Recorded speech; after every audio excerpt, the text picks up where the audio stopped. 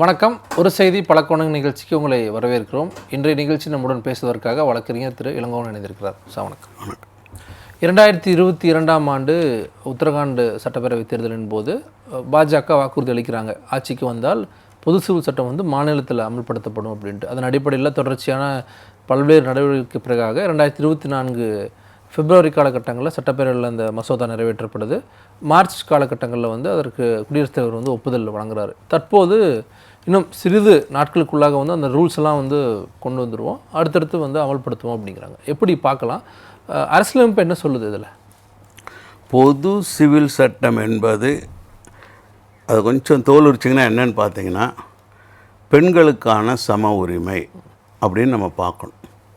ஏன்னா இந்து மதத்திலையும் சரி, கிறித்தவ மதத்திலையும் சரி, இஸ்லாம் மற்ற மதங்கள்லேயும் சரி, ஆணுக்கொன்றும் பெண்ணுக்கொன்றுமாக சட்டங்கள் மதங்கள் வச்சிட்டு இருந்தாங்க.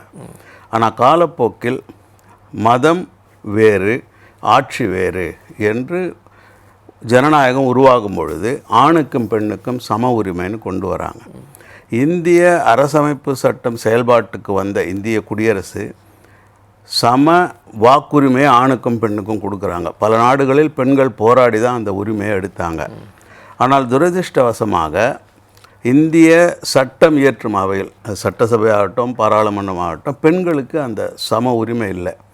அப்போது பெண்களுக்கான சம உரிமை சட்டங்களை யார் கொண்டு வருவது அப்படின்னு இருக்கும் பொழுது அரசியல் நிர்ணய சபையிலேயே அது பேசப்பட்டது.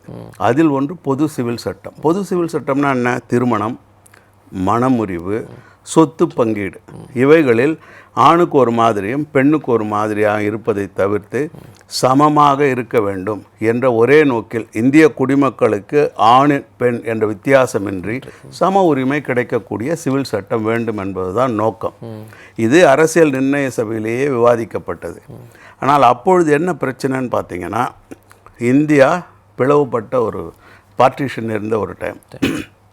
அப்போது ஒரு மத ரீதியான உணர்வுகள் அதிகமாக இருக்குது.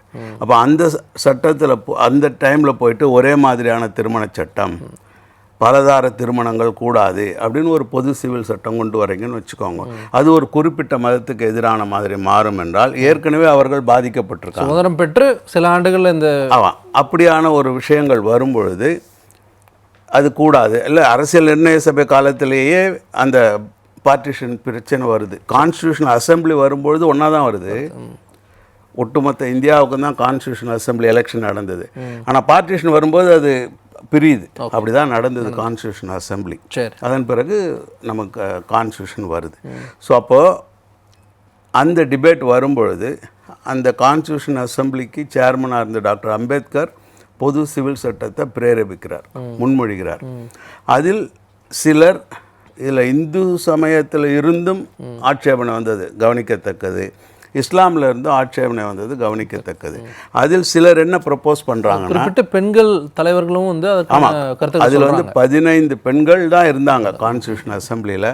அதில் தக்ஷாயனின்னு ஒரு அம்மா இருக்காங்க. அவங்க தான் இந்த ப்ரப்போசல் கொண்டு வராங்க, பெண்களுக்கு சம உரிமை இருக்கணும்னு. ஆனால் இன்றைக்கு வரைக்குமே பாராளுமன்றத்தில் 33% கொண்டு வர முடியாத அளவுக்கு தான் இந்தியா இருக்குது.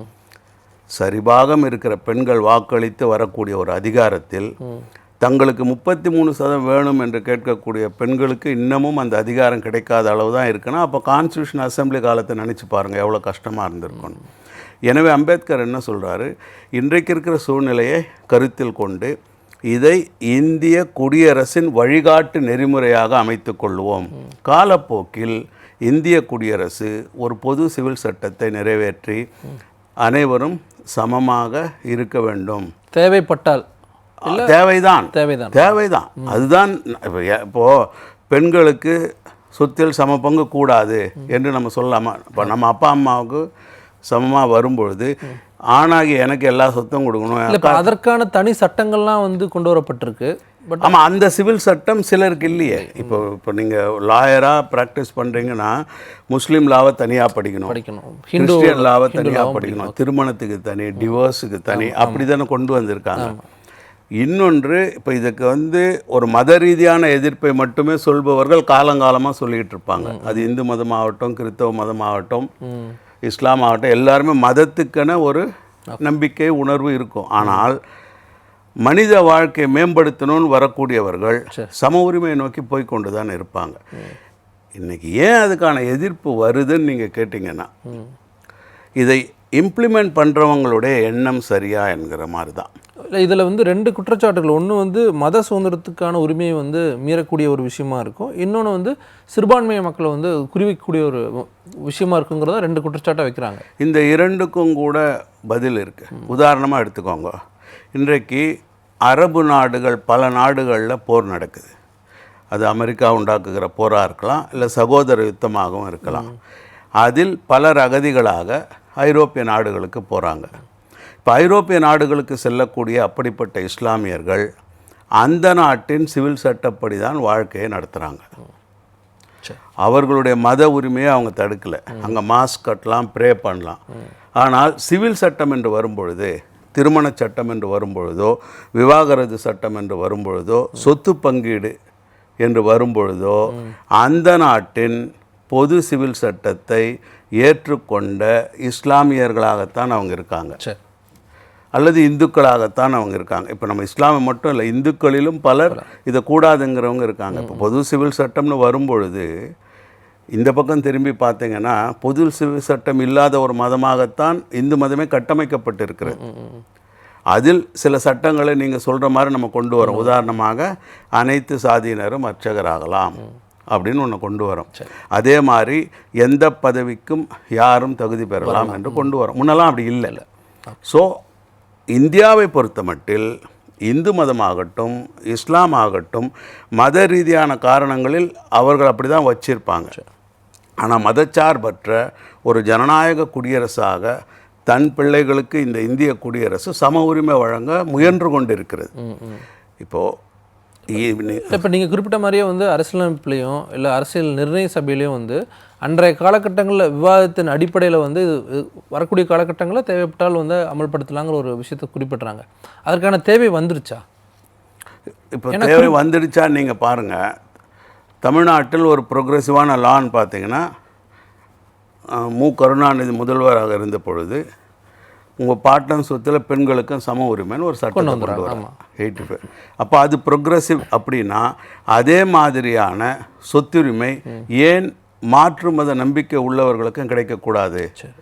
அவங்க எண்ணத்துலேருந்து பார்த்தீங்கன்னா, ஏன் உங்களுக்கு அப்போ நீங்கள் 2 பேரும் கிளாஸ்மேட்டாக இருக்கீங்கன்னா உங்கள் தங்கச்சிக்கு அப்படி தாத்தா சொத்தில் பங்கு கிடைக்குது, ஆனால் வேறு மத நம்பிக்கை இருக்கிற காரணத்தினால அந்த பெண்ணுக்கு கிடைக்கலன்னா அவங்களுடைய சமத்தன்மை பாதிக்கப்படுதா இல்லையா? ஸோ அப்போ தேவையா இல்லையா என்பதை காலம் தீர்மானிக்கும். இப்போ நான் என்ன சொல்ல வரேன்னா, இதே பெண்களுடைய பிரதிநிதித்துவம் 50% பாராளுமன்றத்தில் இருக்குமே ஆனால் இந்த விவாதமே இருந்திருக்காது. இந்நேரம் பொது சிவில் சட்டம் நிறைவேற்றப்பட்டிருக்கும். 33% போன ஆண்டு தான் வந்து கொண்டு வராங்க. அதற்கு இன்னும் சட்ட விஷயங்கள் நிறையா இருக்குது. குறிப்பிட்டு இது வந்து இப்போ பொலிட்டிக்கலாக வந்து விமர்சனம் பண்ணுறாங்க, பொலிட்டிக்கலாக தான் எதிர்க்கிறாங்க, பாஜக கொண்டு வரதுனால மற்ற கட்சிகள் எதிர்க்கிறாங்க அப்படிங்கிற அந்த பார்வையை எப்படி எடுத்துக்கலாம்? அதில் உண்மையும் இருக்குது. ஏன்னா பாஜக என்ன சொல்லுதுன்னா, ஹிந்து ராஷ்டிரத்தை அமைப்போம்னு சொல்லுது. அதுக்கான உதாரணம் சமீபத்தில் அவர்களின் தந்தையான அல்லது அவர்களின் தாயான ஆர்எஸ்எஸ் இயக்கத்தின் தலைவர் என்ன சொல்கிறார், மோகன் பகவத், 1947 இந்தியாவிற்கு சுதந்திரம் கிடைக்கவில்லை, அயோத்தியில் ராமர் கோவில் கட்டப்போது தான் சுதந்திரம் என்றால் அது ஒரு மதத்தன்மை கொண்ட பேச்சு, அதுவே ஒரு தேச விரோத பேச்சு. எதனால் நான் இதை சொல்கிறேன்னு கவனிங்க. இந்தியன் கான்ஸ்டிடியூஷனை ஏற்றுக்கொள்ளாதவர்கள் தேச விரோதிகள்.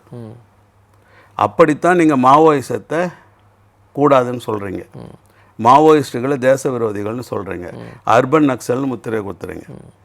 அப்போது மோகன் பகவத்துடைய இந்திய அரசியல் சாசனத்தை ஏற்காத ஒரு பேச்சு ஆர்டினரியாக போயிடுது.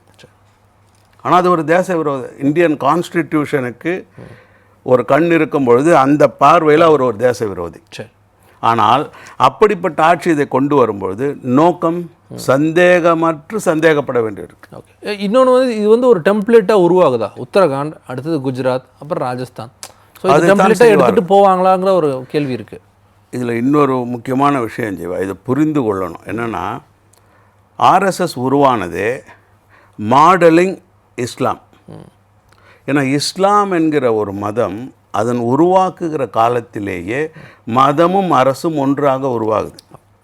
அதுக்கான அது ரிலீஜியன் படி போனீங்கன்னா நபிகள் நாயகம் அப்படி உருவாக்குறார். காரணம் இந்த நம்பிக்கையை காப்பாற்ற அவர் வாழ ஒரே ஸ்டேட்டில் உருவாக்குறார், ஒரே மாதிரி நிலையில். ஆமாம். இப்போ மக்கா டு மதினா போகிறது, அந்த பழைய நம்பிக்கை கொண்டவர்கள் இந்த புதிய நம்பிக்கை நபிகள் நாயகத்தினுடைய கருத்தை ஏற்றுக்கொண்டவர்களை வேட்டையாடுறாங்க. அப்போ தங்கள் உயிர் காப்பாற்றிக் கொள்வதற்கும் இந்த நம்பிக்கை இந்த ப்ரொக்ரெசிவ் கருத்தை காப்பாற்றுவதற்கும் அவர் வாழேந்திரார். அதுதான் இஸ்லாமாக உருவாகுது. ஸோ உருவாக்கத்திலேயே இஸ்லாமிக் ஸ்டேட் என்பது இருக்கவே தான் எவ்வளவு ஜனநாயக நாடுகள் உருவானாலும், உதாரணமாக பாகிஸ்தான் உருவாகும் பொழுது ஒரு மதச்சார்பற்ற நாடாக சொல்லிக்கொண்டாலும் உடனே அது இஸ்லாமிக் குடியரசாக மாறுது. பங்களாதேஷ் அப்படி உருவானாலும் அதை நோக்கி போயிடுறாங்க. ஸோ இதுதான் பிரச்சனையாக அரபு நாடுகளில் இருக்கு. அதே மாடலில் தங்களை வடிவமைப்பதற்கு உருவானது தான் ஆர்எஸ்எஸ். ஸோ அதுவும் ஒரு மதச்சார்பற்ற நாடாக இஸ்லாம் அப்படி இருக்கும்பொழுது இந்துக்கள் நாங்கள் ஏன் இருக்கக்கூடாது அப்படின்னு தான் உருவாகுது. ஸோ அதுவும் இந்திய குடியரசிற்கு எதிரான கருத்து தான். எனவே இந்த 2 பேர் சண்டையில் தான் ஒன்றுபட்ட இந்தியாவே பிளவுபட்டது. ஓகே. இல்லை இப்போ 75 ஆண்டு கால சுதந்திர இந்தியாவில் குறிப்பிட்டு 90கள் இறுதியில் தான் வந்து இந்த புது சிவில் சட்டம் அப்படிங்கிற பேச்சு வருதா, இல்லை முன்பே வந்திருக்கா? எல்லா காலங்களும் இருந்திருக்கு என்பது அரசியல் நிர்ணய சபையை சான்று. இல்லை அது வந்து டிஸ்கஷன் இருந்துச்சு. அதுதான் கட்சி மாறுது, ஆட்சி மாறுது, காங்கிரஸ்க்கு அடுத்தபடியாக பாஜக வருது அப்படின்னா அந்த காலகட்டங்கள் மட்டும்தான் வருதா அந்த டிஸ்கஷன்? இல்லை, அந்த காலகட்டங்களில் வரல. உதாரணம் இப்படி எடுத்துக்கோங்க, ஷாபானு கேஸ்னு ஒரு பிரச்சனை இந்தியாவில். அதான் குறிப்பிட்டு சொல்கிறாங்க. இதில் அதான் ஏன் உருவாகுது, என்னை போன்ற ஒரு வழக்கறிஞர் ஏமா நீங்கள் வாங்க மெயின்டெனன்ஸ் கேட்கலான்னு சொல்லிட்டு கிரிமினல் ப்ரொசீஜர் கோடில் இருக்கிற பிரிவில் ஒரு வழக்கு போடுறார். அப்போது இன்னொரு வழக்கறிஞர் என்ன சொல்கிறாரு, நாங்கள் ஒரு குறிப்பிட்ட மத நம்பிக்கை கொண்டவர்கள், எங்களுடைய சிவில் சட்டம் வேறு, எனவே சிஆர்பிசியான காமன் கோடு அப்ளை ஆகாது அப்படிங்கிறார். ஆனால் நீதிமன்றம் என்ன சொல்லுது, ஏன் இந்திய குடியரசின் அனைத்து அம்சங்களும் இவர்களுக்கும் பொருந்தும், எனவே 125 சிஆர்பிசியில் அவங்க மெயின்டெனன்ஸ் கேட்கலாம் அப்படின்னு சொல்கிறாங்க. உடனே கொதித்தெழுந்தது இஸ்லாம். இப்போ நல்லா கவனிச்சிங்கன்னா இன்றைக்கு கூக்குரல் எடுகிறார்களே, இது சிறுபான்மையினர் கவனத்துக்கு நான் கொண்டு வர விரும்புகிறேன். இவர்களுடைய செயல்பாடுகள் தான் ஆர்எஸ்எஸ்ஸை வெற்றி பெற வைக்கிறது. எங்கெல்லாம் ஒரு ப்ரொக்ரெசிவான ஒரு விஷயங்கள் வரும்பொழுது நாங்கள் அங்கு செல்ல மாட்டோம், எங்கள் மதம் இப்படித்தான் இருக்கும், நாங்கள் இப்படியே இருப்போம் என்று மதவாதிகளுடைய ஆதிக்கத்தில் ஜனநாயகத்தில் கொண்டு புகுத்துறாங்க. ஸோ அப்படித்தான் ராஜீவ்காந்தியை எதிர்த்தாங்க, அப்படி தான் சாட்டனிக் வர்சஸ் புத்தகத்தை எதிர்க்க வச்சாங்க. ஸோ இப்படியெல்லாம் சொல்லி சொல்லி வரும்பொழுது தான் ஒரு மதச்சார்பற்ற நிலையில் இருந்த காங்கிரஸ் ஆட்சியை அகற்றி மதச்சார்பான ஒரு ஆட்சியை கொண்டு வருவதற்கு இந்த எதிர்வினைகள் செயல்பட்டது. ஸோ இந்தியா ஒரு ஜனநாயக நாடு, ஒரு மதச்சார்பற்ற நாடு. எப்படி ஐரோப்பிய நாடுகளில் செல்லக்கூடிய சிறுபான்மையினர் அந்த நாட்டின் சட்டங்களை ப்ரொக்ரெசிவ் ஜனநாயக சட்டங்களில் வாழ்கிறார்களோ அதுபோன்று இந்தியாவையும் கொண்டு வருவதற்கு உழைத்திருந்தார்களானால் இன்றைக்கு ஆர்எஸ்எஸ் ஆட்சிக்கு வந்திருக்காங்க. இல்லை, ப்ரொக்ரெசிவான விஷயம் இருந்தாலும் கூட இன்னொரு பக்கம் சிக்கல்களும் இருக்குது அப்படிங்கிறத நம்ம தவிர்க்க முடியாதுல்ல. இல்லை, சிக்கல் இப்போ நான் என்ன சொல்ல வரேன், சொத்துரிமையை பெண்களுக்கு வழங்குவதால் இஸ்லாம் நம்பிக்கை எப்படி பாதிக்கப்படும், நபிகள் நாயகத்தினுடைய நோக்கம் எப்படி பாதிக்கப்படும், அதுதான் கேள்வி. இப்போ எல்லா மதங்களுமே தங்களுக்குள் சீர்திருத்தம் பேசியிருக்கின்றன. கேத்தலிக்லேருந்து புரொட்டஸ்டன்ட் வந்திருக்கு, இது வந்திருக்கு. அதே மாதிரி ஹிந்து மதத்தில் சத்தியை எதிர்த்த ஒரு இயக்கம் வந்திருக்கு, எங்களுக்கு சட்டம் சத்தி கூடாது என்று மக்கள். ஸோ அது மாதிரியான ஒரு தன்மையை இஸ்லாமும் கொண்டு வர வேண்டிய தன்மை இருக்குது. அப்படி இல்லை என்றால் வாழுகிற நாட்டினுடைய ஜனநாயக காற்று அவர்களுக்கும் வீசத்தான். அது மட்டும் இல்லாமல் மற்ற விஷயங்கள்லாம் நம்ம எப்படி புரிஞ்சுக்கிறது, அந்த சொத்துரிமை சார்ந்த விஷயங்கள் தான் வந்து நீங்கள் குறிப்பிட்றீங்க, புரியுது. அது மட்டும் இல்லாமல் திருமணம் எல்லாமே போலிகாமி ஃபார் எக்ஸாம்பிள் இன்றைக்கும் ஆப்பிரிக்காவில் 8 திருமணம் பண்ணிக்கலான்னு இருக்குது. அதுதான் எங்கள் பாரம்பரியம்னு இருக்காங்க. ஆனால் அது வளர்ச்சி இருக்கா? அதே போன்று தான் இப்போ இந்தியாவில் இன்னொன்று நல்லா கவனிச்சிங்கன்னா, இந்திரா காந்தி போன்ற ஒரு லீடர் இல்லைன்னு இன்றைக்கி சொல்கிறாங்க, எல்லாருமே சொல்கிறாங்க, ரைட். ஆனால் அந்த இந்திராவை தோற்கடித்ததற்கு காரணமாக அமைந்தது குடும்ப கட்டுப்பாடு. அதில் அந்த எமர்ஜென்சி பீரியடில் இந்திராவுக்கான அலிகேஷன் நார்த் இந்தியாவில் தோற்கடித்தது சிறுபான்மையினர். ஏனென்றால் கட்டாயமாக குடும்ப கட்டுப்பாடு செய்வித்தார்கள் என்கிற குற்றச்சாட்டு. ஸோ இன்றைக்கி என்ன நடக்குது ஜனநாயகத்தில், வாக்கு. ஸோ எண்ணிக்கை. அப்போ என்ன சொல்கிறாங்க, ஆர்எஸ்எஸ் கேம்பெயினில் அவங்க 3 பொண்டாட்டி கட்டிக்கிறாங்க, 30 புள்ள பெற்றுக்கிறாங்க. ஸோ இந்த ஈக்குவேஷன் பிரச்சாரத்தில் எடுத்துகிட்டு போகிறாங்க. ஸோ இந்த மாதிரியான விஷயங்களையும் நீங்கள் கவனிக்கணும் இல்லையா? சரி, சரி சார், பார்ப்போம். குறிப்பிட்டு உத்தரகாண்ட் மாநிலம் வந்து இதை முன்னெடுக்கிறாங்க போது அடுத்தடுத்த கட்டங்களில் எப்படி வந்து பாஜக அதை எடுத்துகிட்டு போக போகிறாங்க, மக்கள் அதை எப்படி புரிஞ்சுக்க போகிறாங்க அப்படிங்கிறத பார்க்கலாம். அதுக்கு வந்து உங்களுடைய பல்வேறு கருத்துக்களை பந்தமைக்கு ரொம்ப நன்றி சார். நேயர்களே, மீண்டும் ஒரு நிகழ்ச்சியில் சந்திக்கலாம். நன்றி, வணக்கம்.